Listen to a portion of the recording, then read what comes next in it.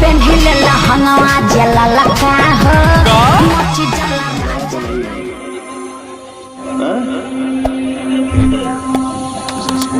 Thank you बोलो तो थोड़ा मैंने आपका कुछ बिगाड़ा नहीं है। जब से हम लोग मंच पे आए हैं तनी एक बार दिल से दिल को मिलाओ यार, जिससे हमारे भोजपुरिया समाज का दिल गदगद हो। गोवा गोवा से अरे हट जानी सोहब की जाती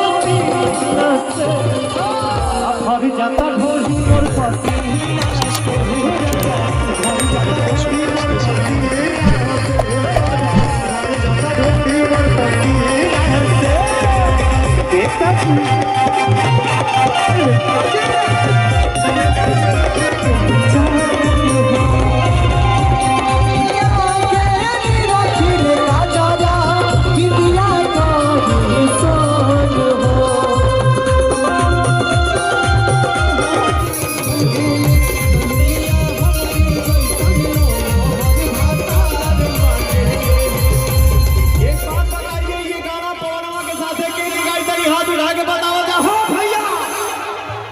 बाप रे बाप, सही कहल बा।